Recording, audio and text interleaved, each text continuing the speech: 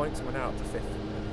Yeah, no, listen, we knew that the next 2 games, being Solihull and Barrow, were going to put us into sort of a place to see where this group can go and where we can get to. And yeah, I've got to be honest, a massive 3 points against a side that I fully respect in Tim Flowers, and a club that I believe have gone tenfold since coming into the National League. You look 2-3 years ago, they were 13 points adrift from the team that was sitting second bottom in the National League and were going to lose their status, to now competing and being in the playoffs for the 2 years running. So I have massive respect for Tim, for Gary. I just think that they've got a fantastic team together, and to come here and get a clean sheet fundamentally and the win is big. But I said after the Stockport result, I want them to enjoy that, because we had a 2-week gap where you can kind of get carried away to an extent.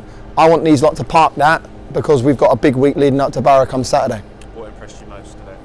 Our first 35 minutes, in my opinion, lived up to what we offered up at Stockport. I felt we were frightening. Some of the play, the organisation, the turnover, the counter-pressing, everything that we work on a religious basis was immense. And they've got 3 strikers in their team in terms of Wright, McCallum and Beasley, and we made them go to a sort of a shape where the two wide forwards were playing as wide boys and collapsing in with our wing backs, and we just dominated the first 35. We scored a goal, and as you do, you take your foot off the gas slightly. They had a 10-minute spell in the first half that they got a little bit of joy, and to be fair, I was quite happy that the half-time came.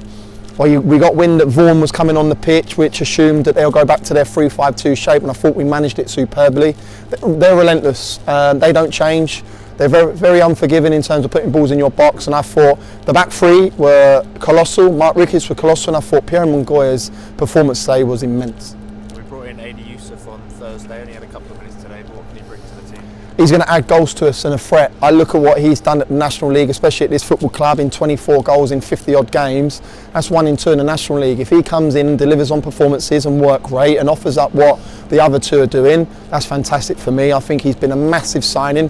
He's bought into what we want already within the 2 days. He's a great person as much as a player, and we know that what he brings to the National League, and we're going to definitely see it at the football club. And a massive game next week, the league leaders. Huge game. They got Bromley in a minute, and I'm going to watch it on the iPad on the way home. And I respect Ian Everett, and I think they're by far the best team that are in the National League.